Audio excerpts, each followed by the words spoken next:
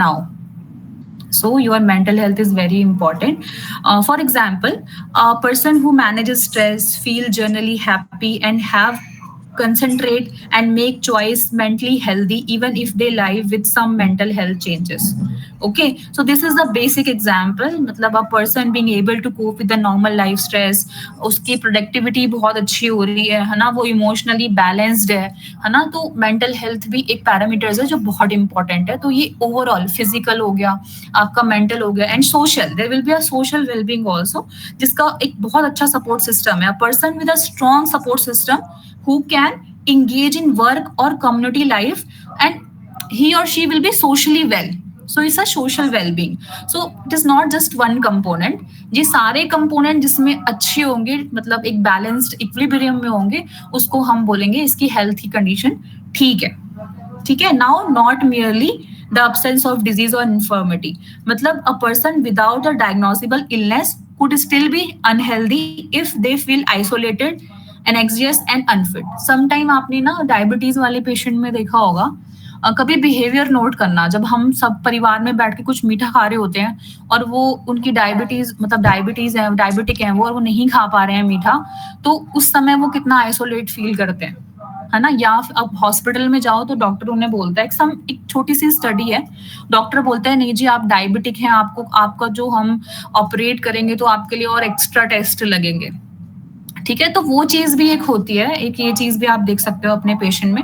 So this is the thing. Someone might be physically disease free but suffer from depression और socially isolated and therefore not fully healthy under this definition. तो उसको हम बोलेंगे not merely the absence of disease and infirmity.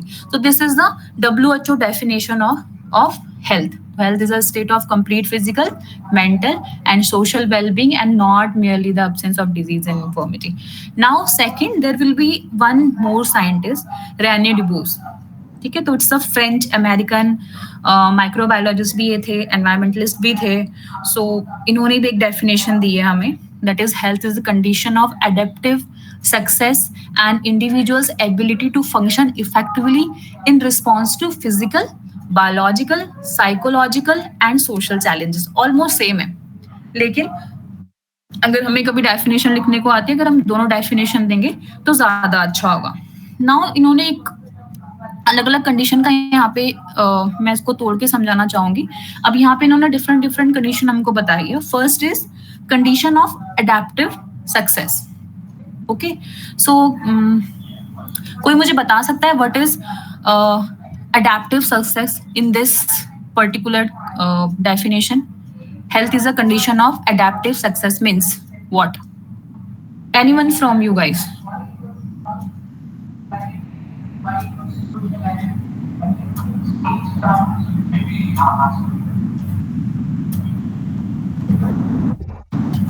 Am I audible to you all? Hello. Yes, ma'am. Okay, I thought मुझे कोई सुन नहीं रहा है. ठीक है, तो what is condition of adaptive success? जो भी आपके दिमाग में आ रहा है आप प्लीज बोलिए.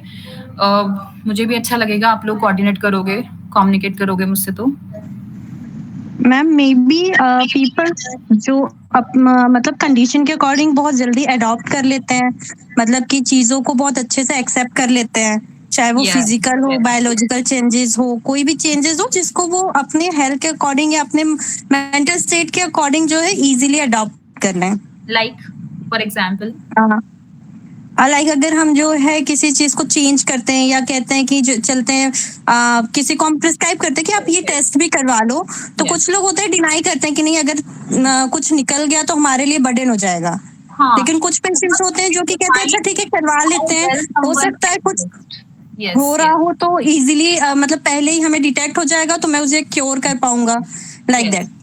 लाइक प्रिवेंशन की तरफ जो चाहते हैं कि हाँ हम पहले ही क्योर कर लें और उस चीज को अडेप्ट करते हैं. Basically health is not fixed state, but a dynamic process. So people are consistently adapting to their environment physically, emotionally, socially. So that's how we can, they just adjust and respond accordingly. For example, a hypertensive patient है ना, वो अपने manage कर लेते हैं अपनी condition की, हाँ मेरा बीपी बढ़ रहा है तो मैं दवाई प्रॉपर लेता हूँ, हेल्थ, आजकल लोग काफी ये चीज को अडेप्ट कर रहे हैं कि हाँ अगर मैं डायबिटिक हूँ या ठीक है मुझे अगर कोई मुझे एनएफएलडी है, नॉन अल्कोहलिक फैटी लीवर है, तो मुझे क्या चीजें नहीं खानी है, मुझे कितना अपना वेट रखना है। बिकॉज अभी आप भी जानते हो कि इंडिया में सर्कुलर जो आपके पेट वाला एरिया का जो वेट होता है दैट इज मतलब वो भी कंसर्न बना हुआ है because non alcoholic fatty liver ज्यादा हो रहा है। ठीक है, तो इन दिस मतलब इस कंडीशन ऑफ अडेप्टिव सक्सेस मतलब जब आपका जो पेशेंट है वो एडजस्ट कर लेता है, रिस्पॉन्ड कर लेता है टू लाइफ चैलेंजेस, ठीक है, लाइफ के चैलेंजेस को, तो उसको हम बोलते हैं condition of adaptive success. Now there will be a one more thing, ability to function effectively. That means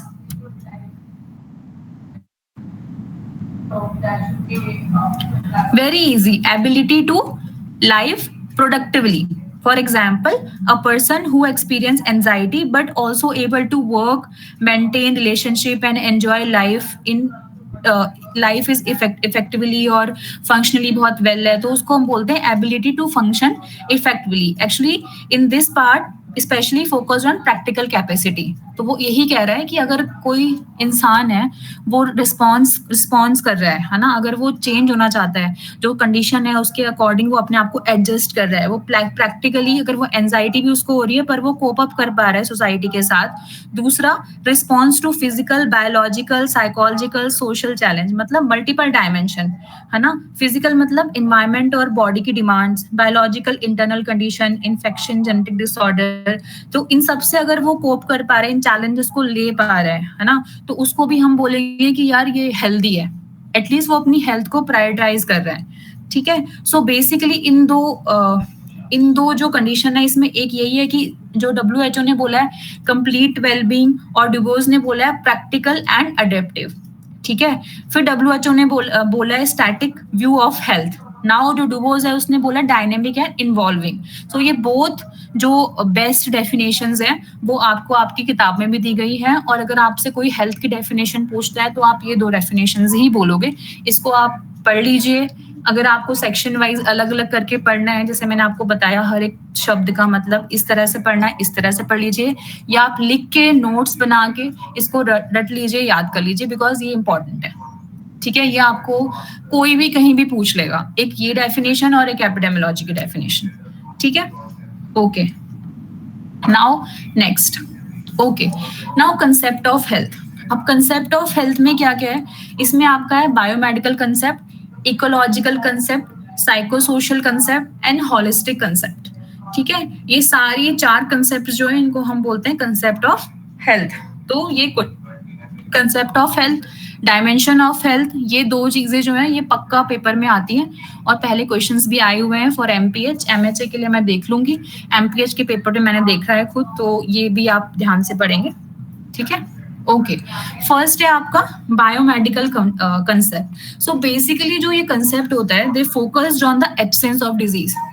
okay, क्या फोकस है इसका, health is the absence of disease और फिजिकल एबनॉर्मेलिटी। ठीक है, दूसरा है इसका, अब हम अगर आपकी बुक से पढ़ेंगे तो traditionally health has been viewed as absence of disease, जैसे मैंने बताया, and if one was free from disease then the person was considered healthy, मतलब कोई किसी को कोई डिजीज नहीं है, that means वो healthy है। ठीक है, and this concept has its basis in the germ theory of disease। आप में से किसी ने germ theory of disease पढ़ी है? कोई भी?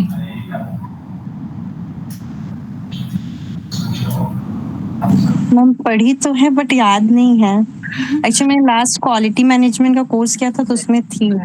यस, क्वालिटी में पढ़ाते हैं, इसलिए मैंने पूछा कि दे आर सम फ्रॉम और भी ऑर्गेनाइजेशन के साथ हैं, तो शायद किसी ने जर्म थ्योरी ऑफ डिजीज। तो basically germ theory states that many disease are caused by micro organism like bacteria, virus, parasites, है ना, so that invade the body and cause illness. Okay, so before germ theory people believed in miasma theory, मतलब bad air caused diseases। पहले एक मियाज़मा theory होती थी, उसमें उस theory के अकॉर्डिंग क्या था, जब जर्म थ्योरी नहीं आई थी 19th सेंचुरी में, there will be a theory जिसको हम बोलते थे miasma theory, bad air disease cause कर रही है. Germ theory was developed in 19th century, okay, and it is developed by Louis Pasteur. ठीक है, that showed that microorganisms cause fermentation and spoilage. And there will be a one more, that is Robert Koch proved that specific microbes cause specific disease like TB, cholera. मतलब तब आप लगाओ 19th century में ये भी नहीं पता था कि बैक्टीरिया से कोई बैक्टीरियल इन्फेक्शन होगा. तो इन दोनों ने क्या किया, ये चीज बताई कि भाई हवा से कुछ नहीं फैलता, there will be some disease causing agent जो आपको डिजीज फैला रहे हैं. ठीक है, तो ये आपका बायोमेडिकल कंसेप्ट में आता है. ठीक है, now they will according to this concept the medical profession viewed the human body as a machine, disease a consequence of breakdown of machine, and doctor takes as repair of the machine. ठीक है, जैसा आपको sign आया वैसे ही हमने symptomatic इलाज कर दिया, जो भी आपके साइन सिम्टम आए वैसे इलाज कर दिया. ठीक है, according to the germ theory, अगर बैक्टीरियल इन्फेक्शन है तो हमने बैक्टीरिया का इलाज कर दिया. ठीक है, अगर हमारा इन्फेक्शन हमारा है क्या बोलते हैं कोई प्रोटोजोआ से रिलेटेड है या कुछ और जर्म से, तो वैसा हमने इसको इलाज किया. Now criticism of this concept, it has minimise the role of environmental, social, psychological and cultural dimension of health. So this concept was found in an adequate solve some major health problem of mankind. Example, chronic disease, malnutrition. ठीक है, chronic disease का क्या करोगे, इसमें तो कोई germ involve नहीं है ना. जो हमारे NCDs होते हैं, आपको क्या लगता है उनको नॉन कम्युनिकेबल क्यों बोलते हैं? Because there is no agent, है ना, कोई ट्रांसफर मैकेनिज्म नहीं है. Right, if I am wrong please आप बताइए, है ना, कि अगर आपको लगता है कि नॉन कम्युनिकेबल डिजीज में कोई भी एजेंट है तो हम उसको वैसे देख सकते हैं. क्रोनिक डिजीज इसीलिए बोलते हैं because they are non communicable, like diabetes, hypertension, cancers और kidney diseases, liver function diseases, है ना, and malnutrition, accident, drug abuse, mental illness. तो यहाँ पे क्या है, जर्म थ्योरी हमारी फेल हो जाती है. ठीक है, लेकिन वहां पे दोनों चीजों का एक्सेप्ट किया गया. तो देयर विल बी एनवायरमेंटल कुछ फैक्टर्स भी होते हैं, सोशल भी होते हैं, साइकोलॉजिकल भी होते हैं, and cultural determinants of health भी होते हैं. ठीक है, so this is the things. ठीक है, देन बायोमेडिकल कंसेप्ट का हम एग्जाम्पल ले सकते हैं. A person with a bacterial infection, तो हम उसको एंटीबायोटिक देते हैं. Once the infection is cured, the person is considered healthy under the biomedical view, even if they are stressed और सोशली आइसोलेटेड. तो ये कंसेप्ट हो गया, that is biomedical. Okay, now ecological concept. ठीक है, इकोलॉजिकल कंसेप्ट में simple example अगर मैं आपको दूं, इसमें ये होता है कि कम्युनिटी में जब पॉल्यूशन होता है या a community living in a polluted area has high rate of asthma, even if they receive treatment they are not truly healthy unless environmental condition improves. ठीक है, so the ecologists put forward an attractive hypothesis which viewed health as a dynamic equilibrium between man and his environment. Environment भी उतना ही important है जितनी किसी की health. अभी आप किसी भी रुके हुए पानी, अभी क्या चल रहा है, बरसातों का सीजन चल रहा है, रेनी सीजन है. अगर यहाँ पे कोई आप तो जो स्टैग्नेंट वाटर होता है या रुका हुआ पानी होता है, अगर वहां पे आप नहीं उसको ट्रीट करोगे तो डेंगू होगा. डेंगू का इलाज आप कर रहे हो लेकिन जो मेन कॉज है उस पर काम नहीं कर रहे हो, तो अगेन डेंगू होने के चांसेस आपकी कम्युनिटी को हो सकते हैं. ठीक है, तो इकोलॉजिकल कंसेप्ट आपको ये बताता है कि हमें अगर हम किसी बैक्टीरिया को भी ट्रीट करें या किसी भी इन्फेक्शन को, तो पहले उसका रूट कॉज को मिटाना बहुत जरूरी है. ठीक है, तो ecological concept raises two issues, imperfect man and imperfect environment. ठीक है, that history argues strongly that improvement in human adaptation to a natural environment can lead to longer life expectancies and a better quality of life even in absence of modern health delivery services. अगर आपका environment अच्छा है तो आप बहुत सारी disease आपको नहीं होंगी, आप अपनी quality of life को improve कर सकते हो. तो ecology it's a part of your health. Okay, that's why ये आपके कंसेप्ट ऑफ हेल्थ में इन्वॉल्व है, और इन सबको इन सारे कंसेप्ट का भी आपके हेल्थ पे पूरा असर पड़ता है.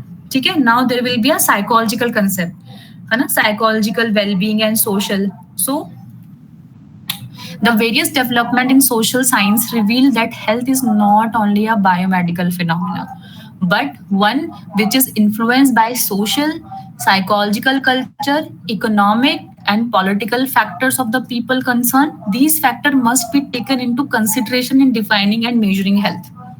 ओके कोई इसका एग्जाम्पल देना चाहेगा साइकोलॉजिकल कंसेप्ट का? Anyone from the class?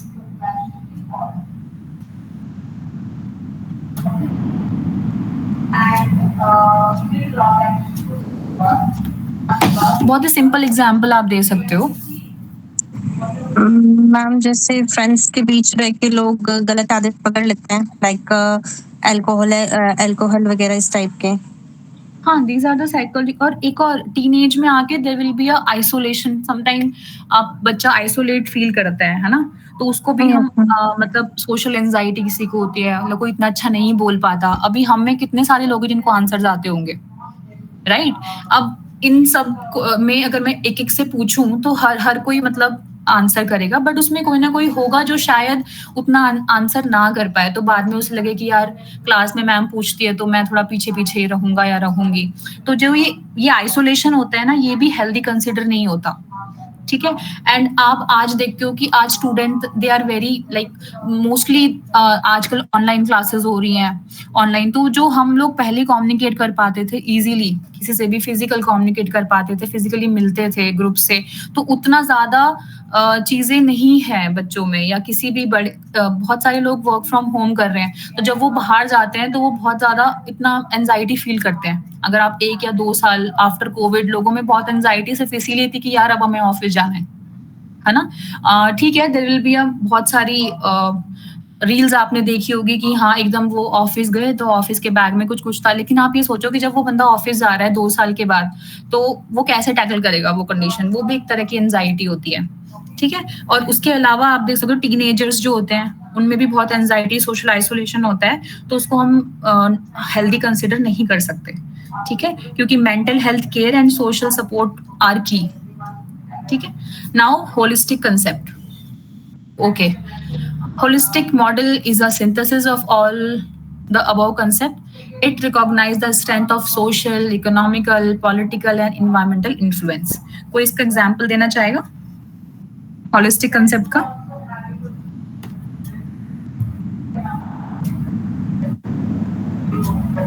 Okay, a classical example is a cancer survivor. Okay, and is support with chemotherapy, that is biomedical. Counseling is psychosocial, yoga meditation is holistics, and a clean supportive environment is ecological. So this approach promote overall well-being, not just a disease treatment. Okay, so आप classical example इसका एक cancer patient से ले सकते हो.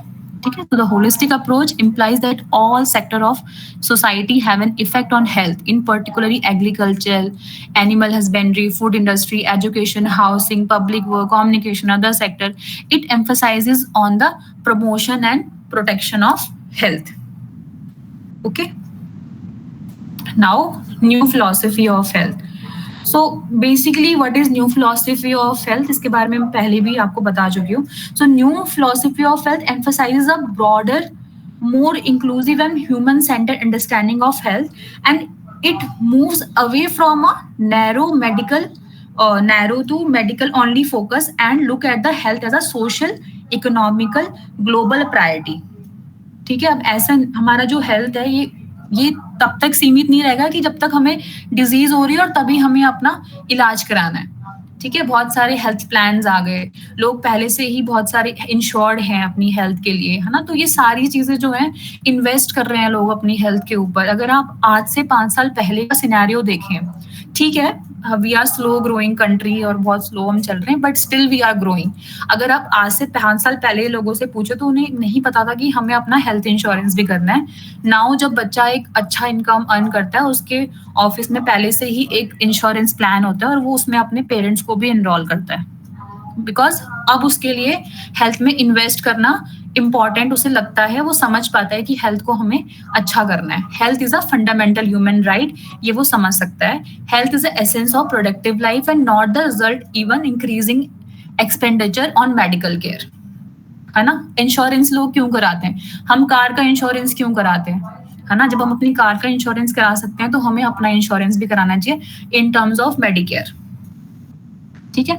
दूसरा, अगर आप कहो कि फंडामेंटल ह्यूमन राइट कैसे बोल सकते हैं, तो आप देख सकते हो कि ह्यूमन जो हमारे जितनी भी हमारी कम्युनिटी है, गवर्नमेंट ऑफ इंडिया उनके लिए फ्री में इम्यूनाइजेशन प्लान्स लेके आती है।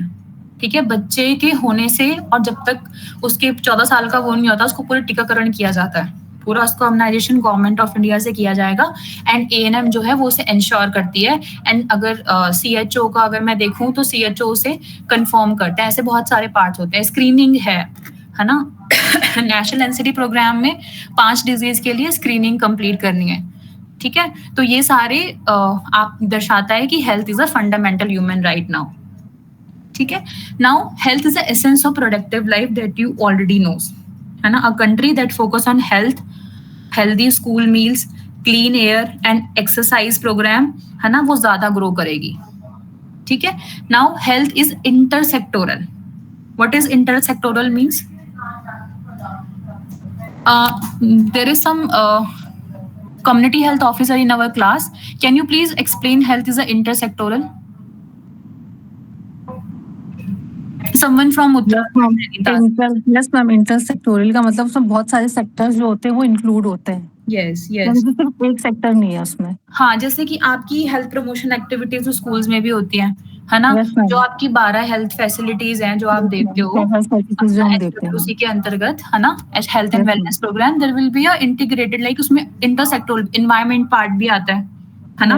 उसमें एग्रीकल्चर, ट्रांसपोर्ट पार्ट भी आ जाएगा। स्कूल के बच्चों को आप इंटीग्रेट करते हो। हाँ, जैसे हम किसी पेशेंट को ट्रीट कर रहे हैं तो उसे काउंसिल भी देनी है ना। उसे समझाने के लिए सबसे पहले आप ट्रीटमेंट पे नहीं जाओगे, पहले आप उसके लाइफस्टाइल पे जाओगे। Yes, and there will be a section जो गवर्नमेंट ऑफ इंडिया ने आप लोगों के लिए ऐड किया है, जहाँ पे आप जो भी एक्टिविटीज करते हो, चाहे वो स्कूल में हो या किसी पेशेंट का काउंसलिंग हो, योगा हो, it's a part of your job कि आपको वो कंप्लीट करना है ना, बीसीसी एक्टिविटीज। हाँ, उसमें मतलब हमें हाँ सुपरविजन करना है कि जैसे 15 सेशंस होते हैं योगा के, 1 मंथ में 15 सेशंस है, तो हमें 15 सेशन करवाने ही करवाने हैं। हाँ, और जैसे आंगनबाड़ी हो सकता है, if it is education department या कोई एग्रीकल्चर डिपार्टमेंट से, है ना, उसमें उनके साथ मतलब कोऑपरेट करना है। हाँ, जैसे अलग अलग हो, जैसे हमारे उसमें आरबीएस के वाले हैं, उनके साथ कोऑपरेट करना है, इस तरीके से आपको करना है। यस गाइस, आरबीएस के ये सारे प्रोग्राम्स हम इसी एपिडेमियोलॉजी में आगे पढ़ेंगे जब हम लोग प्रोग्राम सेक्शन में जाएंगे। So it's a good part. Okay, so health is a intersectoral, मतलब इसके बहुत मतलब it if the transportation sector improve road, it help pregnant women reach hospital safely, है ना। तो इंटरसेक्टोरल हो गया। अगर जो हमारे ट्रांसपोर्ट, बहुत सारे ट्रांसपोर्ट वाले जो हमारी डेवलपमेंट कंपनीज हैं वो हेल्थ के साथ इंटीग्रेट करती है, जस्ट कि हाँ जितने उनके ट्रकर्स हैं उनका एक हेल्थ चेकअप हो जाए, है ना। तो ये इंटरसेक्टोरल अप्रोचेस होती है हेल्थ में हमारी। ठीक है, दूसरा, health is an integral part of development. ठीक है, इंटीग्रल पार्ट मतलब a healthy population is more productive and contribute to economic and social development. ठीक है, like country with high child mortality often struggle with economic growth, और investing in maternal and child health boost development outcomes. हम अगर maternal mortality बहुत ज्यादा है, mortality मतलब होता है डेथ, और मोबिलिटी मतलब होता है डिजीजेस। ठीक है, तो मैं अगर मोर्टेलिटी वर्ड यूज कर रही हूँ मतलब मैं डेथ की बात कर रही हूँ। तो अगर मैटरनल मतलब किसी भी जो फीमेल्स होती है मैटरनल, अगर उनका मोर्टेलिटी रेशियो किसी देश में ज्यादा है, ठीक है, तो उस देश की इकोनॉमी पे फर्क पड़ेगा, डेवलपमेंट पे फर्क पड़ेगा। लेकिन वहीं अगर किसी देश ने इन्वेस्ट किया मैटरनल और चाइल्ड हेल्थ पे, तो उसकी डेवलपमेंट बहुत अच्छी होगी। तो इसीलिए हेल्थ जो है ये इंटीग्रल पार्ट है डेवलपमेंट के लिए।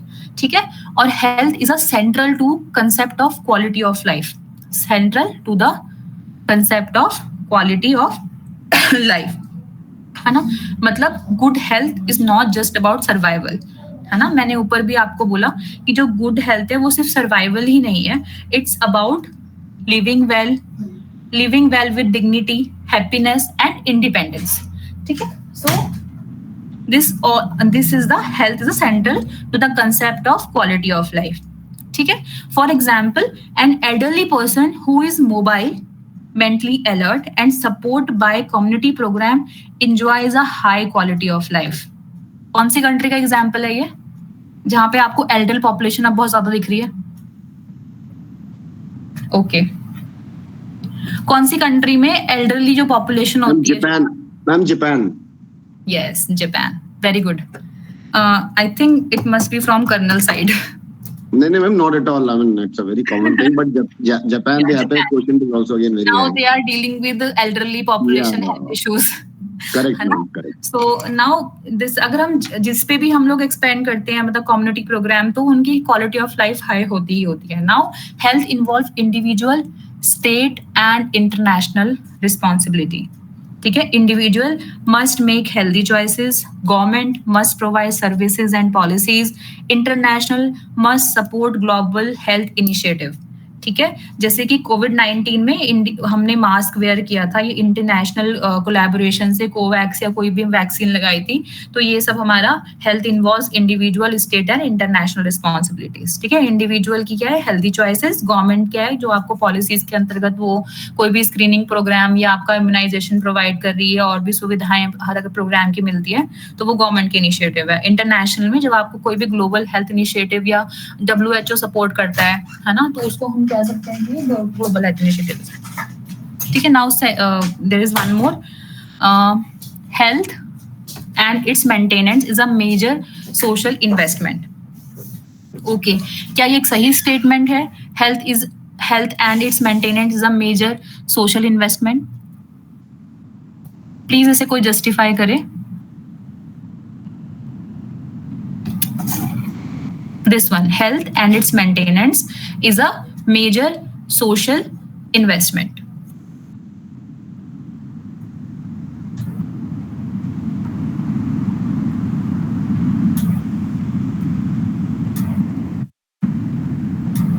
Yes, it is. Okay, कोई बता सकता है कि कैसे इसका मेंटेनेंस जो है एक सोशल इन्वेस्टमेंट है?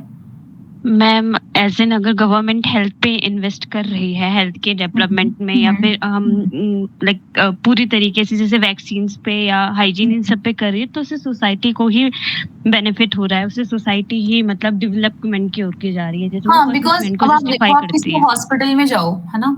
For example my mother, just a example, मेरी मदर का शुगर पिछले 3 महीने से फ्लक्चुएट कर रहा था. हमने उनका HbA1c नहीं कराया, कभी उनकी स्क्रीनिंग नहीं कराई डायबिटीज के लिए, हाइपरटेंशन के लिए.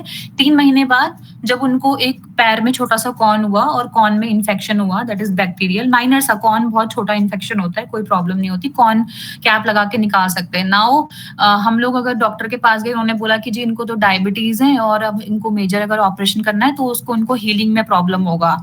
तो फिर हम उनको मैक्स में लेके गए और मैक्स में पूरे 1 लाख समथिंग का बिल बना के दिया है. ठीक है, just a example, random example. अगर हम लोग पहले ही उनका बीपी शुगर चेक करवा लेते तो शायद लेटर ऑन वो सही होता और एक छोटा नर्सिंग होम भी बहुत आसानी से उनको ट्रीट कर सकता था. लेकिन अब हमको किसी बड़े हॉस्पिटल में उससे डबल पैसा देके अपनी हेल्थ की स्टेट को ठीक करना पड़ रहा है. ठीक है, तो health and its maintenance is a major social investment. ठीक है, क्योंकि ये क्या करता है, it reduce expensive hospitalisation letter.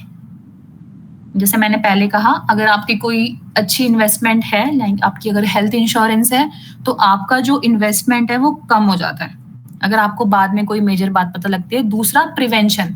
अगर आपका थॉट है कि 30 साल से ऊपर हर एक को एक बार अपना ब्लड टेस्ट कराना चाहिए, अपने जितने भी पैरामीटर्स हैं उनको टेस्ट करना चाहिए, बीपी शुगर की जांच जरूर करनी चाहिए, तो शायद आपका जो इन्वेस्टमेंट है, जो कि आप ठीक कर सकते हो बट आपको करना पड़ रहा है ना, अगर करना भी पड़ रहा है तो आप इंश्योर्ड हो, तो उतना आपका नहीं होगा लेटर ऑन इन्वेस्टमेंट. ठीक है, तो yes, health and its maintenance is a major social investment. ठीक है, तो मैं आप सभी से बोलूंगी कि अपनी हेल्थ का पूरा ध्यान रखिए. Now health is a world wide social goal. ठीक है, कैसे? Because the United nation sustainable development goal, इसको हम बोलते हैं SDG, ये भी आप आगे चैप्टर्स में पढ़ेंगे. It includes good health and well being as goal number 3. ठीक है, जो हमारा SDGs है उसमें भी आपका गुड हेल्थ और वेल बीइंग जो है वो गोल नंबर 3 है. ठीक है, इसमें क्या हुआ है, गोल नंबर 3 में recognising health and vital for global progress. अगर आप हेल्दी हैं और आपकी कंट्री में सब हेल्दी हैं ज्यादा, तो आप क्या करोगे, आपकी कंट्री भी प्रोग्रेस करेगी. ठीक है, तो health is not just a personal और national matter, now it's a global goal central to peace, equity and sustainability. Okay.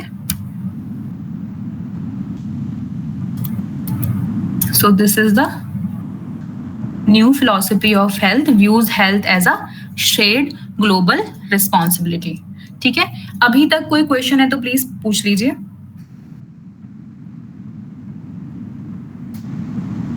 और प्लीज नोट्स बना लीजिए, बिकॉज मैं बहुत सारी चीजें बीच बीच में बताते रहती हूँ, तो समटाइम एग्जाम्पल्स ही इतने हो जाते हैं. तो कोई भी अगर आपको क्वेश्चन होता है तो बीच में आप लिखते रहिए, ताकि आप मुझसे सेशन के एंड में पूछ सकें. ठीक है, now next. Okay, factor affecting health. ठीक है, फैक्टर अफेक्टिंग हेल्थ, इस डेफिनेशन से आप लोग क्या समझते हैं?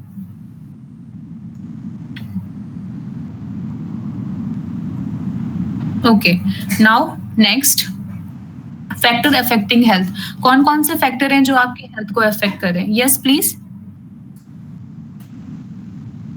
किसी का हैंड रेज हो तो प्लीज अनम्यूट करके बोल लीजिए, बिकॉज मुझे आप नहीं दिख रहे हैं क्योंकि मैंने अपनी स्क्रीन शेयर करी है. Okay, now first is physical environmental factor. ठीक है, so why and how it is important? Because these include air quality, physical है ना, फिजिकल एनवायरमेंटल फैक्टर. तो these includes air quality, clean water, housing, है ना. अ polluted और unsafe environment can cause disease like asthma, diarrhoea, stress, है ना. For example, अगर आप किसी हाईवे, बिजी हाईवे के पास रहते हैं, so increase exposure to air and noise pollution, ये भी इंक्रीज हो जाएगा.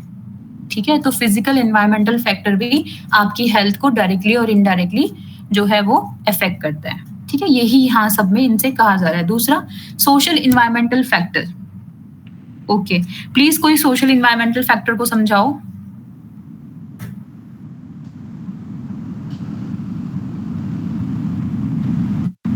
कोई भी एग्जाम्पल दे सकते हो अपने सोशल एनवायरनमेंट फैक्टर का, ये किस तरह से हेल्थ को इफेक्ट कर रहा है, सोशल एनवायरमेंटल फैक्टर.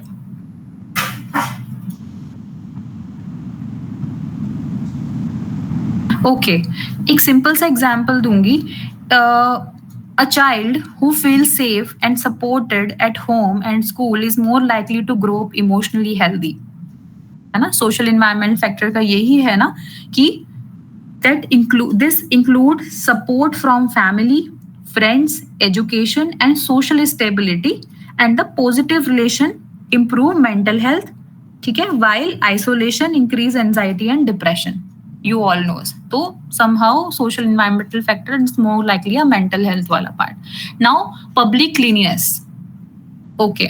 Now कोई भी इसका आंसर कर सकता है कि पब्लिक क्लीननेस आपके अगर क्लीन नहीं होता है, मतलब पब्लिक अगर बहुत डर्टी है आपके एरियाज, तो उसमें आपकी हेल्थ को क्या इफेक्ट पड़ सकता है?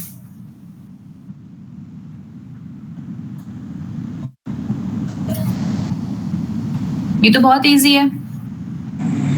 डिजीज और कम्युनिकेबल डिजीज हो गए, हमारे रेट ऑफ हॉस्पिटलाइजेशन हो गए, ये अफेक्ट होता है. लाइक अभी अगर हमारे इन्वायरमेंट पे वाटर का आपने एग्जांपल दिया अभी कि अगर कंटामिनेटेड वाटर है तो डेंगू का ये चांसेस काफी हो जाते हैं. एग्जैक्टली. एंड अगर हॉस्पिटल में जो प्रॉपर अगर वेस्ट डिस्पोजल नहीं होगा या सैनिटाइजेशन है ना, तो उसमें इन्फेक्शियस डिजीज लाइक जो भी आपकी इन्फेक्शन डिजीज होती है वो फैलने के चांसेस, हॉस्पिटल एक्वायर्ड इन्फेक्शंस ज्यादा होने के चांसेस हो जाते हैं. यस, तो ये बहुत ही कॉमन है. ठीक है, ओके. और दूसरा है हमारे पास सप्लाई ऑफ बैलेंस डाइट. ठीक है, now supply of balance diet में क्या, प्रॉपर न्यूट्रिशन, ठीक है, प्रॉपर विटामिन, मिनरल्स, इसको हम बोलेंगे सप्लाई ऑफ बैलेंस डाइट में आपका ये सब चीजें आती हैं. ठीक है, इसमें अगर आपके पास अगर a lack of iron rich food can lead to anaemia, है ना. आजकल फीमेल्स बहुत ज्यादा एनीमिक होती हैं, इवन मेल भी, specially in children and women. अगर आप रेशियो देखो तो चिल्ड्रन एंड वीमेन्स में एनीमिया का बहुत ज्यादा रेशियो मिलेगा अगर आप देखें स्टैटिस्टिक्स. दूसरा, पर्सनल हाइजीन. ठीक है, हाँ, good economic condition also. A wealthy family can afford regular checkup, nutrition, food, better living condition, है ना. पर पुअर फैमिली में skip medical care due to cost. ठीक है, दूसरा, personal hygiene, regular hand washing reduce the spread of bacteria and viruses specially in school and public places, है ना. Very easy. Regular exercise and yoga. ठीक है, कहते हैं कि अगर आप 30 मिनट की वॉक करेंगे डेली तो it helps to control blood sugar in diabetic and boost your mood also, है ना। तो regular exercise and yoga, basically physical activity, ठीक है। So physical activity is important for your digestion, muscle strength, flexibility and also to reduce your stress, okay. And relaxation by sleep. अब बहुत सारे लोग जिनको प्रॉब्लम होती है वो रेगुलर सो नहीं पाते हैं, ठीक है। तो sleep deprived individual are more prone to obesity, depression and poor concentration, because sleep proper नहीं होगी तो अगले दिन फिर लेथार्जिक फील होगा, नींद आएगी तो वो प्रॉपर अपना ध्यान नहीं लगा पाएंगे, ठीक है, अपने काम में जो भी प्रोडक्टिविटी उनकी हैम्पर होगी, that's it. Now healthy habits and दूसरा अवॉइडिंग द एडिक्शंस, ठीक है। सेम हेल्दी हैबिट जो आपकी स्मोकिंग है ना, वो इंक्रीज करती है, लंग कैंसर के चांसेस इंक्रीज हो जाते हैं उसमें, हार्ट डिजीज के। सो ये हेल्दी हैबिट नहीं है। Avoid tobacco, alcohol, drug, prevent disease like cancer, liver damage and addiction related to disorders, okay. Awareness about disease and their effects, so basically awareness about HIV AIDS lead to safer practices and reduce stigma, ठीक है। So knowing the symptoms, cause and prevention help early detection and control of disease. Vaccination against infectious disease, इसके लिए हम क्या करेंगे, polio जैसे, है ना, अगर हम लोग प्रॉपर वैक्सीनेटेड होते हैं तो पोलियो वगैरह, है ना, ये चीज, या फिर कोई भी फूड, क्योंकि पुअर जो हमारे पोलियो है बेसिकली ये बहुत ज्यादा फैलता है अगर हम लोग ना करें, तो पोलियो का वैक्सीन, एक्सक्यूज मी, बहुत जरूरी है। नाम कॉल करो लगातार, okay. Now proper disposal of waste, ये हम पहले भी डिस्कस कर चुके हैं, क्योंकि अगर पुअर डिस्पोजल होगा किसी भी फूड वेस्ट का तो उससे क्या होंगे, हमारे रैट्स आएंगे, इंसेक्ट्स आएंगे विच कैन स्प्रेड डिजीजेस, ठीक है। कंट्रोल ऑफ वेक्टर्स क्या होते हैं, प्लीज कोई बताएगा। फिर वेक्टर्स किसको बोलते हैं, what is vectors? Ma'am, the vectors, as I understand, are bacteria, viruses, and all. Can they be classified like as mosquito, flies, and rats. Yeah. So using mosquito net and spray stagnant water stops mosquito breeding.